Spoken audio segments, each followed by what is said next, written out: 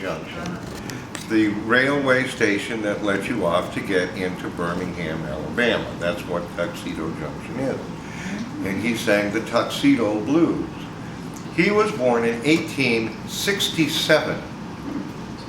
And at the age of 15, just as Reconstruction was collapsing, he hopped a freight train and went to Mexico and learned to do the cucaracha and play the guitar. And then he came back to Mississippi and he married a woman named Mississippi Sarah. And the two of them went around with the Ma Rainey Rabbitfoot Minstrel Tent Show. He was her first song and dance man, and because he was with her when she recorded in 1923, he also did. So he is the first man singing a blues song on record. This is the first one.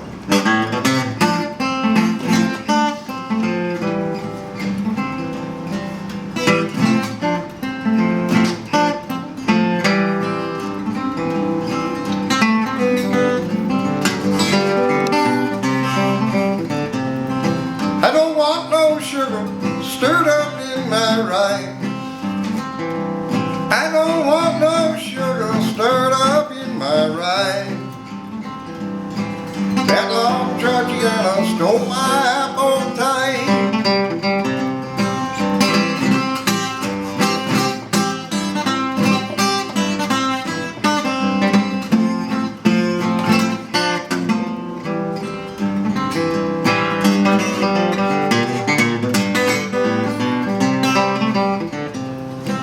I'm tired of sleeping out of this old briefcase. Tired of sleeping out of this old briefcase. It takes a great big daddy just to carry that case. Carry that case, okay. That's a heavy case. You got a case.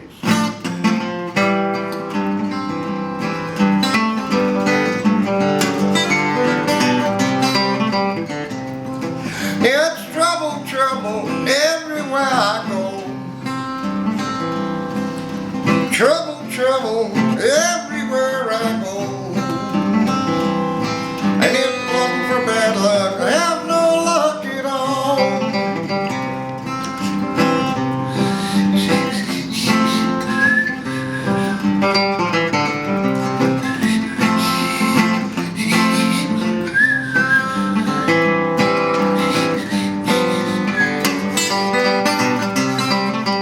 Well, now you folks talk about trouble like you knew what trouble really is, but I'm going to tell you what trouble really is, because I was born in trouble and I'm going to die in trouble. I ain't had nothing but trouble in between.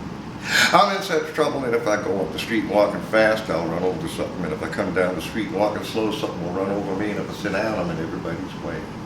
I'm in such hard luck, if my daddy was to die, they'd make a mistake and bury me, and if I was to haul off and die, they'd make me walk to the cemetery. I'm in such hard luck that if it was raining down soup at this very minute, all of y'all would have a spoon, I'd have a fork.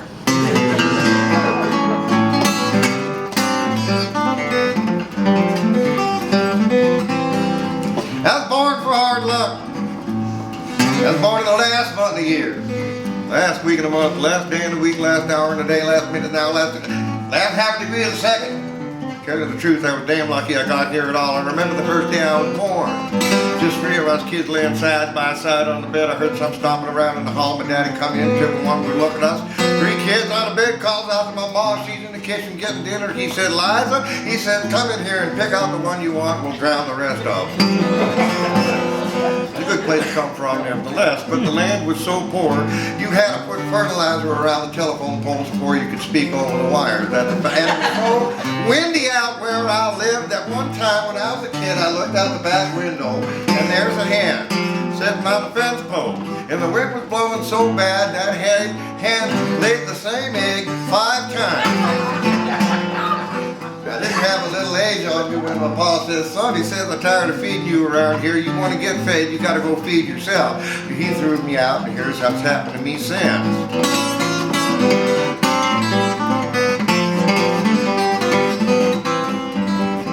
I've been balled down, I've been balled up, I've been knocked down, I've I've been squeezed and I've been loosed and I've been cheated. I've been helped for excise, state dog, and syntax have been made to join the society.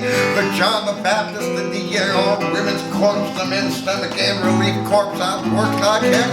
I've been worked like heck. I've been drunk. Got others drunk. I've been lied to and lied about and talked to and talked about and sung to and sung about and preached to and preached about, held up and hung up and doggone I murdered, lost all I had and part of my furniture. And just because I want to spend some of that which I did earn and not have to go beg, borrowing and stealing, the only reason I'm sticking around here is to see what happens next. It is very hard luck. I was sitting out there on a street corner one day, minding everybody else's business, and along come a big old policeman. I'm going to tell you, he was a large old policeman. This man was so large, he looked like a bale of cotton with the middle band busted, and he was so cross-eyed, he could stand in the middle of the week and look at 2 Sundays. Well, I was in hard luck anyhow. I said, Mr. Policeman, can you tell me what time it is? Up came that headache stick and down across the top of my head.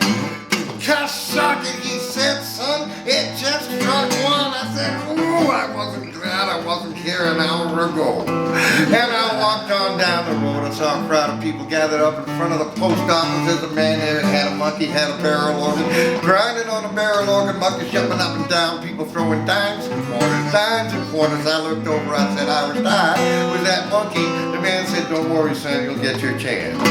You hold my monkey till I go eat lunch. I said I didn't care if I didn't. And there I was, grinding away on that barrel organ. Monkey jumping up and down, people throwing dimes and quarters. A little gal come up with her mama.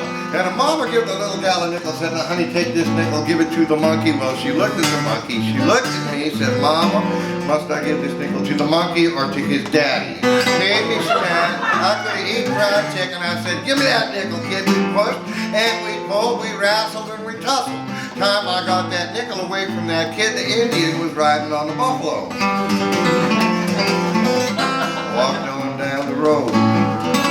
I walked into the railroad station. I put my money up on the counter and said, give me a ticket. I said, where you going? I said, that ain't your business. Just give me a ticket. Well, I took my ticket. I walked on board the train, sat down, crossed my legs, lit up a cigar. In walked that same man with that same monkey. Set him down on my lap. He said, hold my monkey. I said, take this monkey out of my lap. Conductor, you allow monkeys on this train? He said, hush your mouth and ride on. Nobody will know you're on here. Well, I went back and sat down. And I gave the monkey a cigar, and the two of us sat there smoking cigars. Well, it turns out this was not only an amiable monkey, he was an educated fellow. He just picked this guy up for, a summer gig. He was getting a degree in social psychology from the University of Mexico, and that's what he was doing for the summer, and, that's just how it worked out. So we sat there having a perfectly sane, intelligible conversation about New Mexico politics.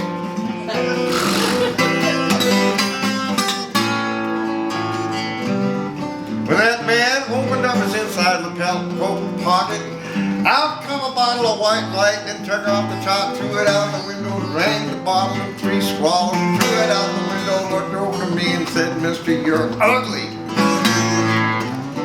You're the ugliest critter that's ever been my misfortune to meet. Not only were you born in a forest full of ugly trees, an ugly mother who could take ugly pills for 9 months prior to your conception, let alone birth. But on the occasion of your natal event, you were struck full in the face by a lightning bolt full of ugly. They didn't get you with the ugly stick, buddy. They got you with the whole tree. You're so ugly that when you were born, the doctor slapped your mother. You're so ugly that when you were a kid, she had to set you in the corner and feed you with a slingshot. I looked up the word ugly the other day and I saw your picture right there beside the word. I said, Mister, I'm so ugly, my old lady got to take me with her everywhere she goes because she can't stand to kiss me goodbye.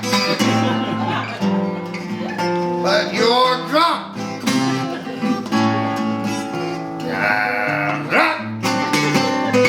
You're ugly. I'm still drunk. You're still ugly. I wake up tomorrow morning, I won't be drunk.